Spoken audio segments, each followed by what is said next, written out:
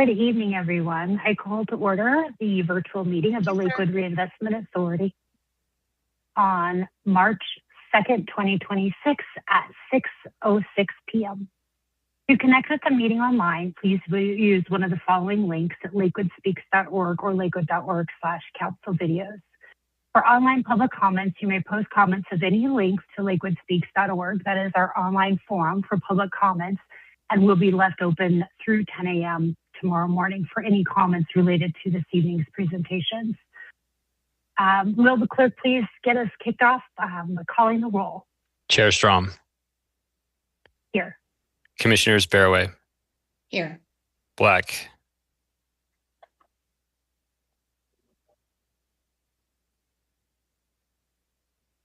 Is Commissioner Black on the call? I believe she is. Here. I can see her. Thank you. Cruz, I. Here. Cruz, K. Here. Furman. Here. Kenworthy. Here. Kerr. Here. LeBure. Here. Lowe. Here. Ryan. Here. Sharzai. Here. Sinks. Here. And Wolfram. Here. What's that? Oh, sorry. Commissioner Wolfram's Nystrom. Here. Oh. Great. Thank you. Chair Strom, everyone is here and accounted for. Okay, thank you very much. With that, will you please read item number 3 into the record? Item number 3, discussion regarding city council policies. Nope, sorry, that's next meeting. Hang on one second. Oh, approval of LRA minutes. January 12th, 2026, LRA minutes. All right, thank you. May I please have a motion? Chairwoman Strom, I move for the approval of LRA meeting minutes. Second. All right, we have a motion and a second. Is there any discussion? Okay, please go ahead and cast your votes.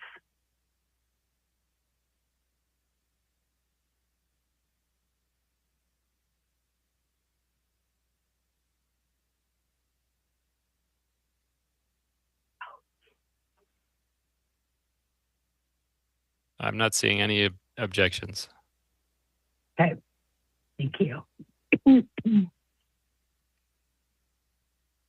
Yeah, apologize. I just moved a bunch of stuff around accidentally. Okay, with that, Mr. Robb, will you please go ahead and move forward to item number 4?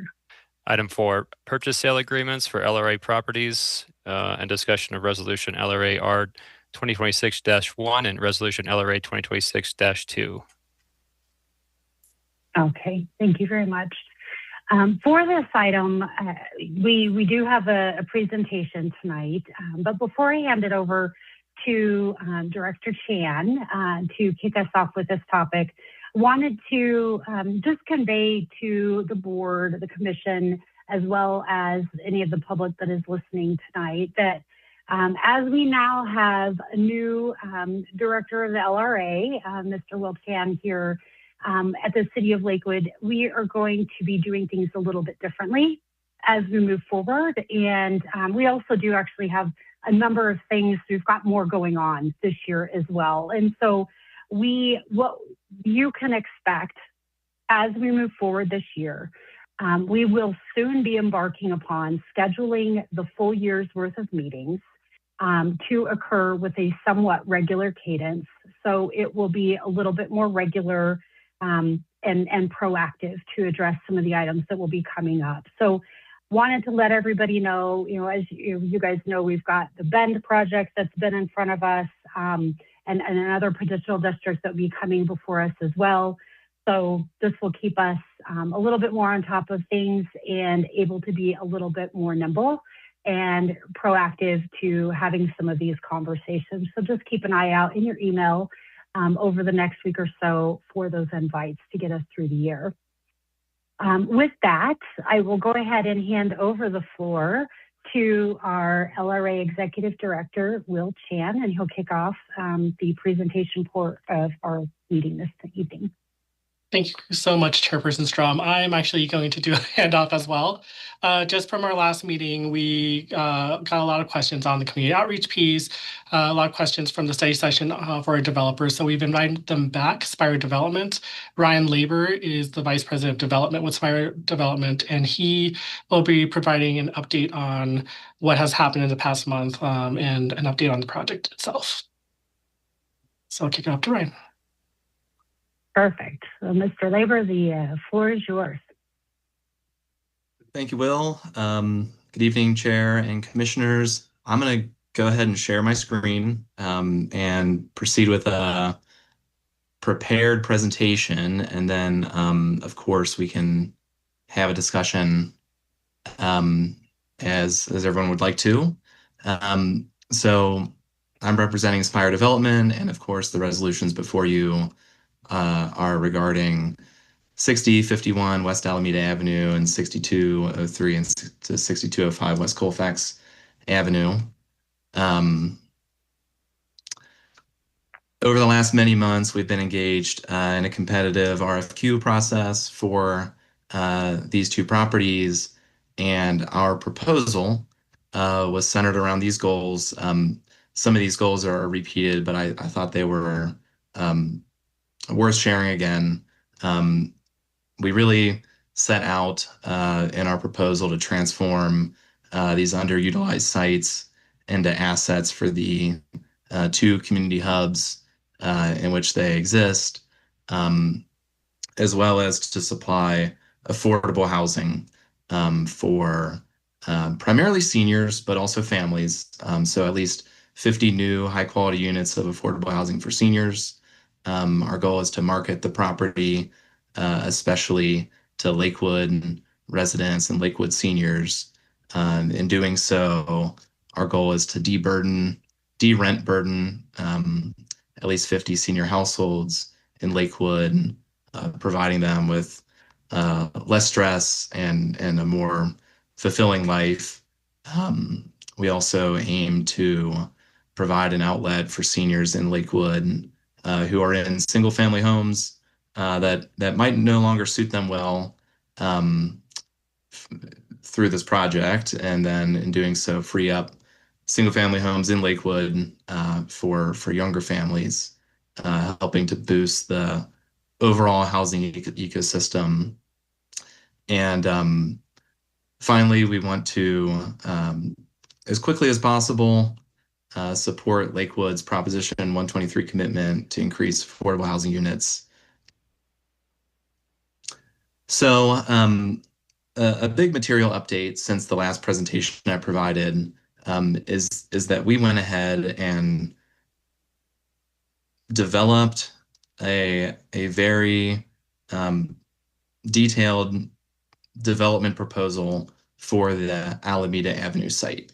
And we went ahead and submitted that proposal to the Colorado Housing and Finance Authority, which many people know as CHAFA, for critical low-income housing tax credit financing for that proposed project.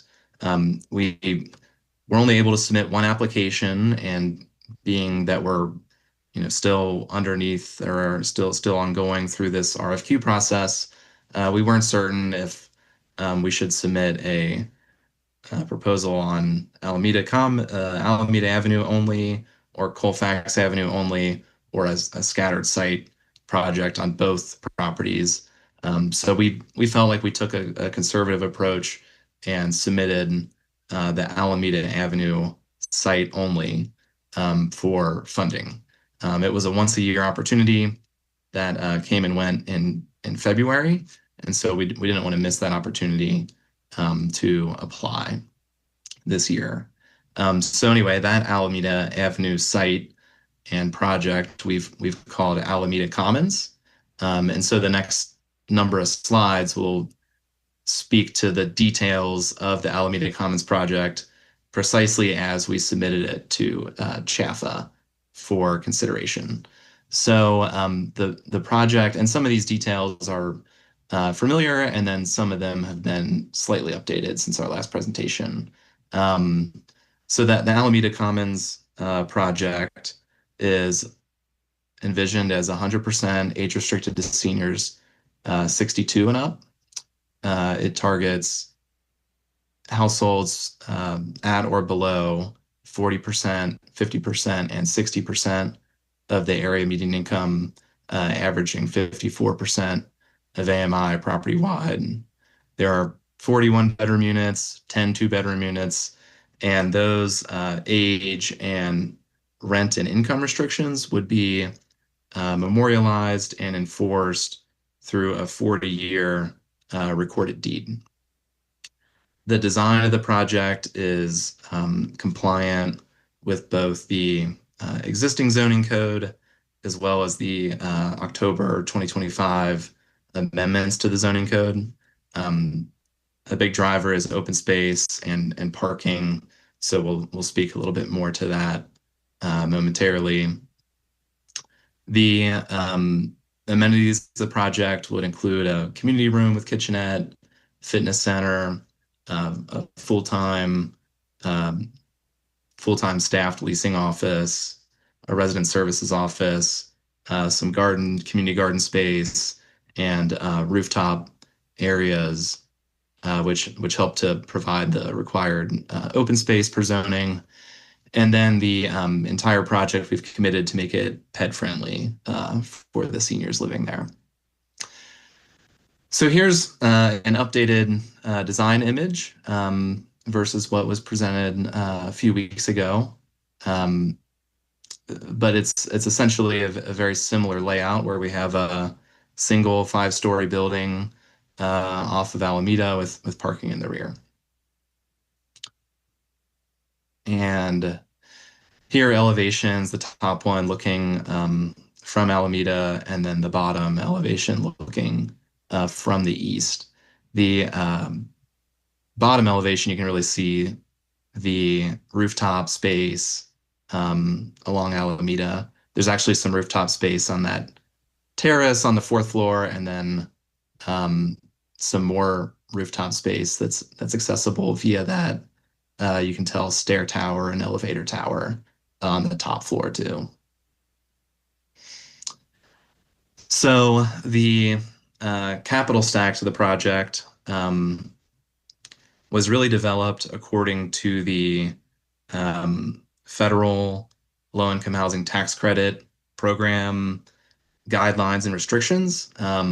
So there are IRS and HUD federal restrictions and guidelines for the program, and then additional CHAFA, so Colorado-specific guidelines as well that we follow and really try to stay squarely within the box of guidelines that CHAFA provides for projects using these financial tools. The total project budget is around $22 million, just under $22 million. The federal housing tax credit brings about 15 of that $22 million to the project. So that's the single largest source and the most critical source. That's why we were so keen on applying in February when we had the chance this year in 2026. And then layered on top of that federal tax credit are 2 state of Colorado tax credits that we can qualify for on this site with the proposed development. That's the state of Colorado Affordable Housing Tax Credit, which would bring this project about $2 million.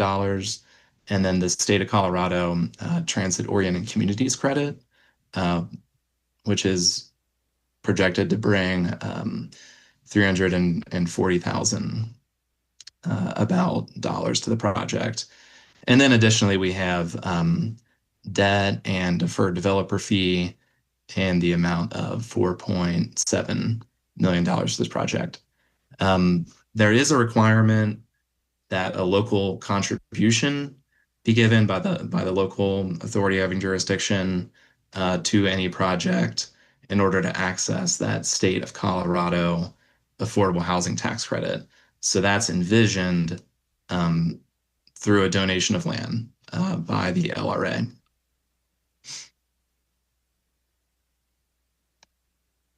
In terms of public improvements and budget items that are directly related to public improvements, this was a big discussion item during the last presentation, but the cost to bring power to the site is probably the single biggest item here. That will we estimate, or Excel Energy gave us an estimate of $800,000 to bring three-phase power to the site, which is required to run elevators and service any kind of senior product. We also will, of course, pay fees to the water and sanitary sewer providers to support their infrastructure and to support the project. We will extend a sidewalk across the West Byers Place right of way on the north side of our site. And during a meeting with the Alameda Connects or Alameda Corridor BID, we spoke a lot about public art and their goal to have public art throughout the Alameda Avenue corridor. And so we said, yes, we'll be happy to work with Alameda Connects to provide some sort of public art installation, maybe on the building, maybe in the right of way. So this slide is certainly easiest viewed, in the agenda packet on Lakewood Speaks, but the reason for this slide is to show that for these affordable housing projects, of course, there's very little income that comes into the project due to the income and rent restrictions that provide the affordable housing. So I guess the last slide spoke to public improvements in terms of infrastructure, but the real value to the public through these projects is the provision of the affordable housing for 40 years at a minimum. And it takes all levels of government to close the gaps that are inherent in projects like this. And of course, we spoke to the federal and state resources that are planned for this project. And a big piece of what differentiates projects that get awarded that federal and state resource versus those that don't is local contribution and local buy-in and support. So CHAFA receives, this program is very oversubscribed. They receive a lot of applications each cycle. Maybe historically the chances of receiving an award are something like 1 in 3. And so they really focus on awarding projects with local support. And as developers, we have to submit narratives about our project that become public and published. And so each of the bullet points here are projects that were awarded funding. So they're the 1 in 3 of the applicant pool in last year's round, so in 2025. And the quotes are all excerpts from narratives that speak to how the local authority having jurisdiction or local government supported the project. So I, share this just to kind of demonstrate that we're really trying to follow the kind of typical pathway that these projects take to receive funding. A few on this list that utilize city-owned land specifically donated to their projects were the Blossom Commons project in Westminster, the Rita Bass Apartments project in Denver, and the Ives 2 project in Wheat Ridge. The Colfax site is, still under development. There's not a great deal of new updates on the Colfax site, other than we continue to envision it, given the small size of the site and the power challenges with three-phase power to the site, as 11 or 12 three-bedroom units designed for families. So we feel like this is a big niche, a big gap in the offerings of the market. The non-LIHTC projects.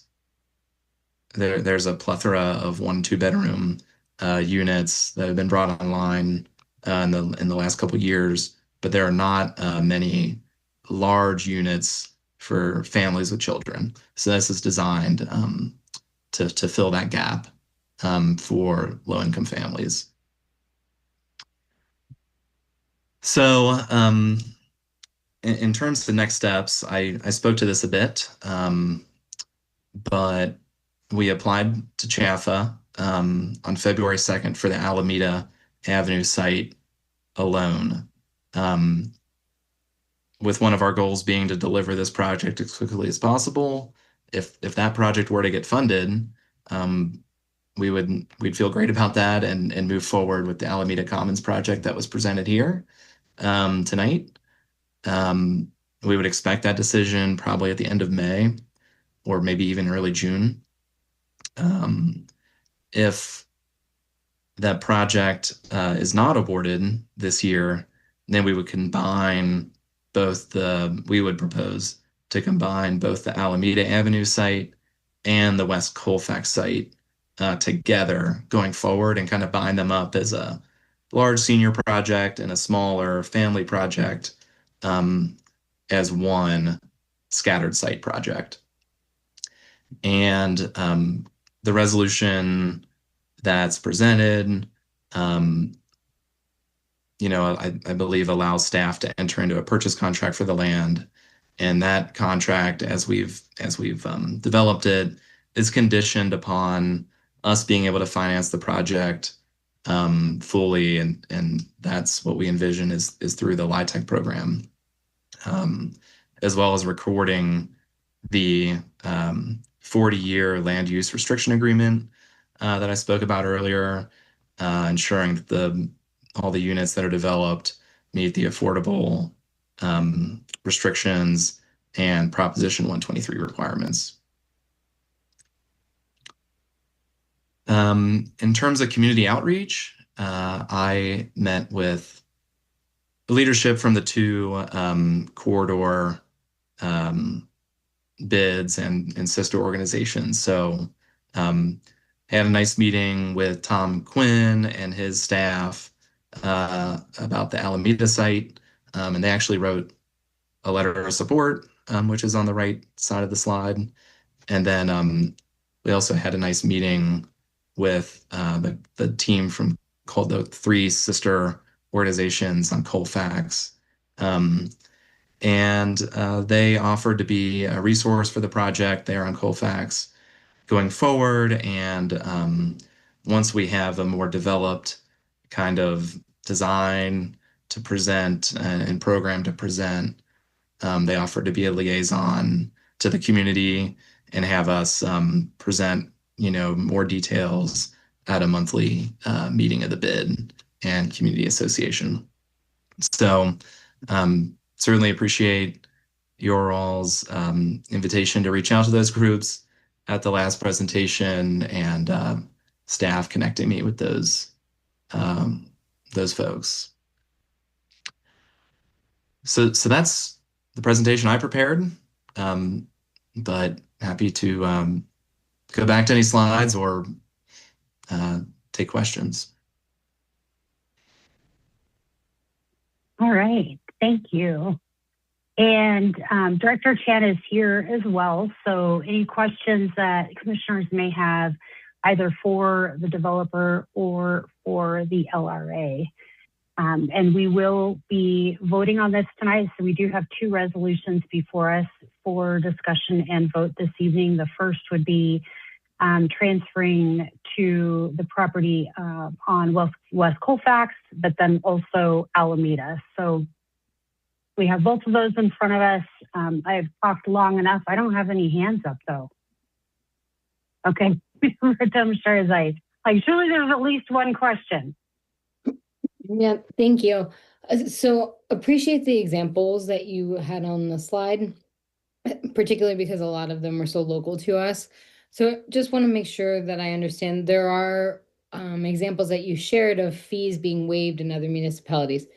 What this resolution is presenting is that the sort of support we would be showing in the actual purchase price, but there wouldn't be an additional coming back and asking for a waiving of fees. Was that part of your math? So I think this is, not about the transferring of land necessarily, but it's about just unlocking something that the simply just cannot do and deliver on its own, right? So really looking at the public benefits with the affordable housing components, the public infrastructure, that those would really offset the one-time sale of the site. And so the long-term financial return to the city is combined with the community benefit. This is really what kind of was the best option for us moving forward. Right, I understand that, but want to clarify that this would be then that support. So we're showing that support through the acquisition and not an additional ask later on for special financing rules or things like that. Is that correct? The point? Yes. Okay. Yes. All right, thank you. Commissioner Ryan and then Commissioner Cruz. Thank you for the presentation, and I apologize if I've missed this anywhere in our material, but so it's contemplated that if the project hinges on receiving the funds that you listed in your budget, the $21 million that you receive some sort of grant money that's going to cover the full amount of your budget, correct? Yeah, I just want to make sure this question is for me. I'm sorry. I didn't want to cut off. Yeah, sorry. Director Chan. Correct. The tax credit equity, both the federal and the state, we view as essentially critical to the project. So the federal tax credit equity was around $15 million in the sources that were shown there. That's the single biggest source, and that's the competitive application that we submitted last month to CHAFA. And it's a once-a-year opportunity. We know that CHAFA values persistence and oftentimes wants to see a project proposed more than once. So we were eager to submit it last round, but anyway, yeah, being $15 million out of the 22 total million budget for the project, that's a critical source. So, and this probably goes then to staff, given that response, given that we know that state and especially federal funding has been a little bit uncertain, I guess, in these times, I presume that whatever is going to be drafted is going to have some date in which this project needs to be completed, or the project's going to revert back to the city. Is that correct? Yes, that's correct, Commissioner Ryan. So it's not an unconditional handover. We have protections that will be built into the purchase sale agreement where if Spire is not able to perform, we will get the land back within 2 years. Okay. If there's no meaningful development for this. Sorry, I talked over you. You're fine. and then and I believe I know the answer to this, but just to make it abundantly clear to those who might be listening, assuming the project does go forward and both properties are going to be deed restricted in some fashion so that they can only be used for the purposes that have been described and can't later be sold for some other purpose, correct? That's correct. And each of the units are going to be deed restricted as well, as opposed to the project as a whole? Yes, I believe so. Is that your understanding, Mr. Labor? There's just a deed that is recorded against the whole property, and it's a rental project. So, all the units in that rental project are subject to the income restrictions in that deed restriction. Sure. Okay. And so this may go more to staff. I mean, we've seen instances, maybe this isn't the perfect example, where apartments have been converted into luxury. And not to say these are going to be converted into luxury, but they can be converted into something else, right? So just because they may start off as apartments, they could be converted into something else. And I guess my concern is that I just hope that staff is going to include language in there that's not going to just contemplate that the only use of this is going to be rental and just deed restricted for the property as a whole, but also be considering about the individual units themselves. Yes, we'll definitely keep that in consideration and include it in the land use restriction pieces of the PSA. And will these agreements come back to us for review, or is this it? I believe this is it, but I will defer to council for process.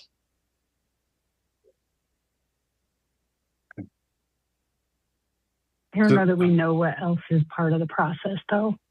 I can speak to that if you'd like me to. Okay, yes, please. Yeah, just a clarifying point. So the deed restriction would be for 40 years.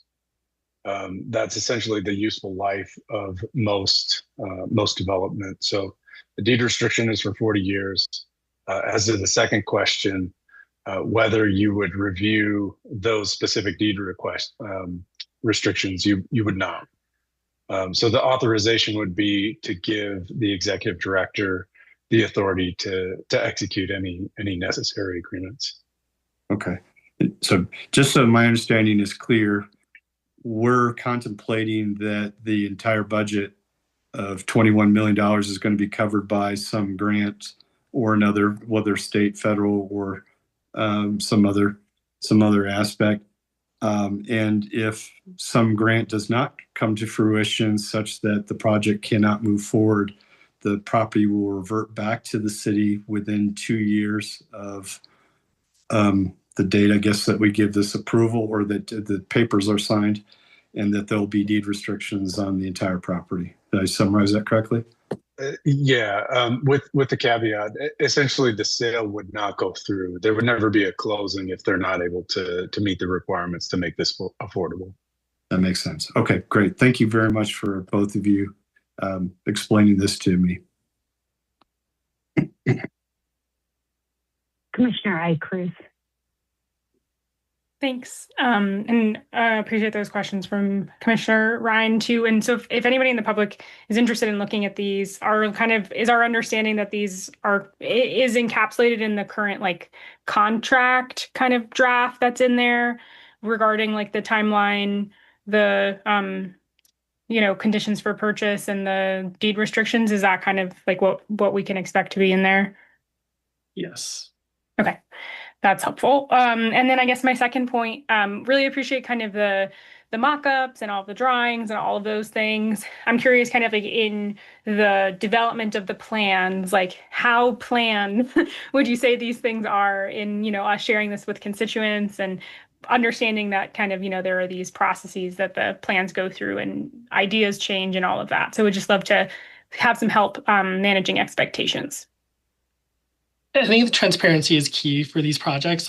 They've been on our docket for a minute, and so there's been a lot of community interest. And I think that's something that came out loud and clear in our last presentation to the board. So I think we will continue with that public outreach and that solicitation of public feedback.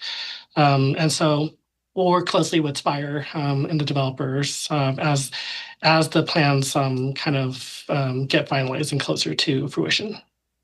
To share out. Great. Yeah. I can just imagine some folks are going to look at this and be like, what about the dog park in the back and all of that? And so I guess my question maybe is more for Mr. Labor of is this sort of where you all are really expecting to go? Is this an early understanding of what would be built, or because you're trying to do this so quickly that this is a pretty well-baked, finalized plan? It's a good question. We have basically in the application that we submitted the last month, we committed to deliver 50 units at the income restrictions that were shown. So 40%, 50%, 60% of AMI. So that is, I would say, a concrete commitment, especially if the project gets funded this round. If it doesn't get funded this round, we can, revisit that entire commitment for next round. But the form that the building takes and the site layout and things like that can be edited if there's, like you said, some feedback that we receive that would indicate that's necessary. We really did try to stick, we did actually fully stick within the zoning parameters of the site. And I think if, we were able to provide slightly less parking or something like this, we'd probably have more flexibility for dog park or some amenities like that. So I think the form can be edited, but the commitment to do 50 units is locked in, at least for the next few months. Thank you. Commissioner Lowe. Thanks, and thanks so much for the presentation. Thanks for doing that stakeholding. Really appreciate you all meeting and having conversations with Alameda Connects. Great to see that support letter from them. Quick question, just for clarification. I think I know the answer to this, but wanted to ask it anyway. In both resolutions where it sort of caps the price at $100 for each property, that's because part of what we're doing is providing this land at a effectively, basically a nominal price of zero in order to get all these benefits, in particular the deed restricted affordable housing, correct? Yes. Okay, great. And Mr. Labor or staff, either one, so enthusiastic about the Alameda project. Love to see it. Of course, really hope that we get it. I think I provided a support letter. Let us know if those of us on the call, if we can do anything else to help, let us know. If we do get it, which would be great, is the intent to then apply for competitive funds in the next round for the Colfax project? Yes. Got it. Great. Well, I hope we get it. Thanks so much for this work. Look forward to approving these resolutions. Commissioner Sinks. Thank you. We've referred to the previous meeting, and for those watching, that was January 12th. And so if you want to go back and catch that recording, any members of the public, that would give some really good background to it. And on that meeting, my notes state that we have a Prop 123 commitment. If you just remind me, either staff or Mr. Labor, do these units, which are what, 430 units, does that meet all of our Prop 123 commitment or only part of it? I will have to follow up, but I think it's only in part of it. I'm not off the top of my head sure what our commitment is. Okay, thanks. I apologize for not sending that question sooner, but it just came to me. So yeah. It would be a fraction. It would be of what, a fraction? It's a fraction of the required units. Yeah, do you know what kind of fraction? Like a half or? Off the top of my head, I think it's less than a quarter. Oh, okay. It's less than a quarter of what we need over a period of years. Then, is that correct? Yes. Okay. All right. Thank you. Councilor Lowe. Sorry, just wanted to feed a fed horse for 30 seconds. We think we kind of already heard this from you, Mr. Labor, but just to put a fine point on it, if I heard you right, the point you're making is under the revised zoning code that council passed last fall, if I heard you correctly, because we would have fewer parking minimums on these properties, there could be the possibility of perhaps a dog park or perhaps additional affordable units. And that's sort of more of a possibility under the revised code. Did I hear that correctly? Yes, certainly. Great. Thank you.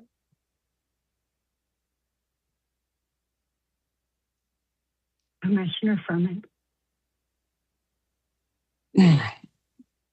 Just beating dead horses. I just wanted to confirm for people, and your development company is entirely in the business of affordable housing, so this is the market you understand, right? I mean, this is the work. And additionally, without the dedication of this, the opportunity to develop these is non-existent, right? Because of essentially without the money, as you indicated, the matching funds from the state also go away. Too many pieces fall apart for this to move forward without. Correct. I would say that's correct. Okay. Those are just the two things I wanted to hear. Thank you.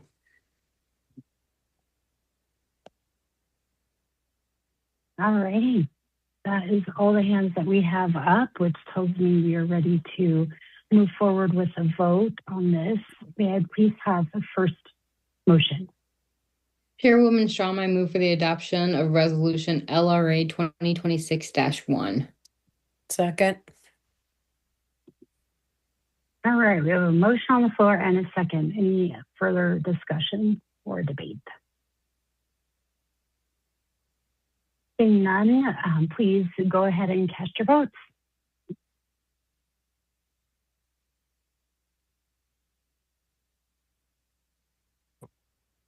Bernie, we lost Commissioner Ryan. He's back in the attendees list.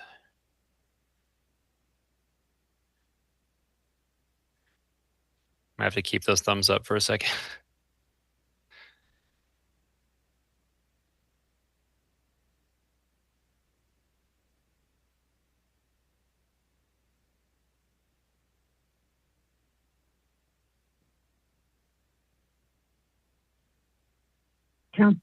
Commissioner Cruz. I. Cruz.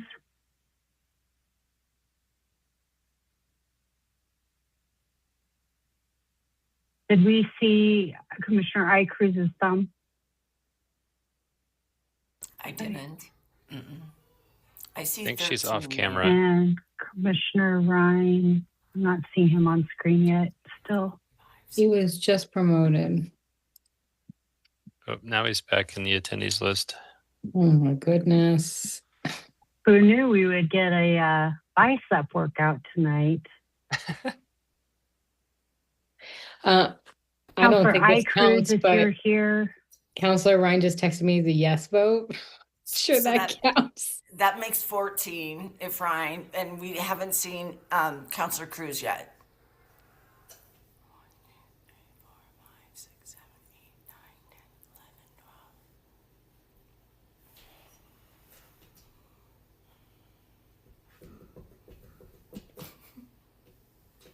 Are we waiting for Commissioner Ryan to move over? Are you still in attendees?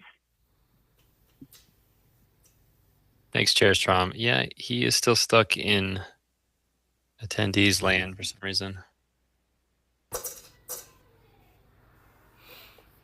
You said he's Councilor I. Cruz, if you're back, we need your vote. Did you get Jacobs? I just spoke with Commissioner Cruz, Well, and she's trying to turn her camera back on. She's trying to vote yes. Okay, thank you. As soon as we get all the ducks back in, we're gonna do our thumbs again. So thank you everyone for your patience here. Commissioner Ryan is going to join by his phone since his iPad is giving him trouble. Okay.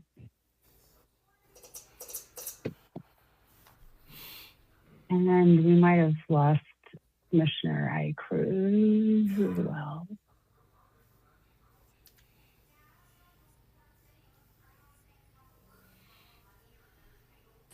Mayor, I'm a yes vote. Okay, thank Thank you for having that on the public record. So we're still, we lost Commissioner Cruz as well. So what we're going to do in just a second here, hopefully we get her back on, and we'll just have everybody do your thumbs one more time for the record to make sure that we've got everybody's votes on file. Yeah. Okay. Sorry about the technology. Yeah, it happens sometimes. Councilor Cruz, are you here with us? She currently doesn't have audio. Do you have video? We can use your thumb. That's all we need. I don't think she can hear us. Okay. I'll send her the call-in instructions as well. Well, and we can move forward without a vote. It doesn't look like it's going to break the bank one way or another if we don't. So we can give this another second. Oh, Councilor Cruz can hear. And Cruz, can you put your video on so we can see public record of your vote?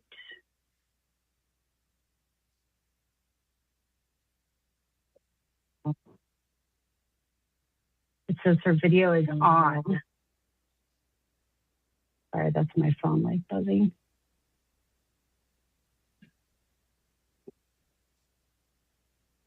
So I don't know. Well, we don't. Ms. McKinney-Brown, do you have any suggestions on how we do this, or do we just exclude Cruz from the vote since we can't get it in a public way?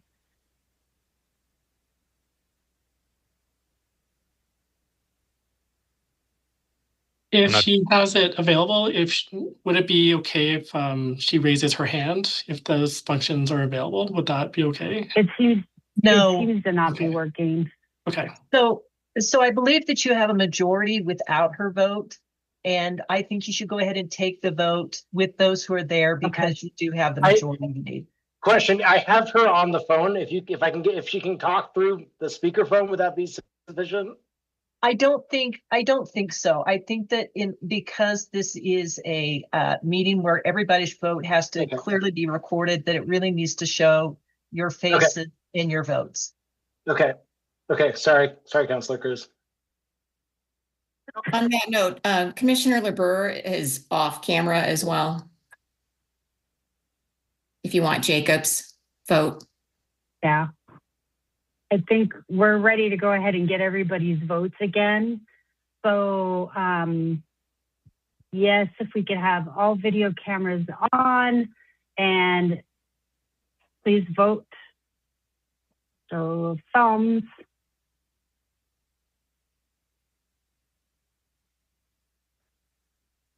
Yay, there we go. Okay.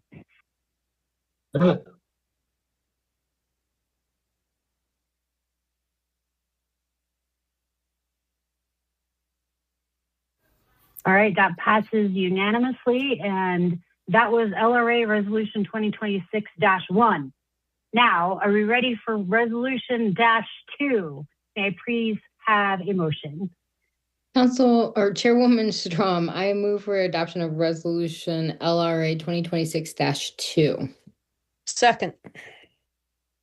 Okay, we have a motion on the floor and a second. Any discussion or debate for this one before we cast our votes? All right, seeing none, please go ahead and vote.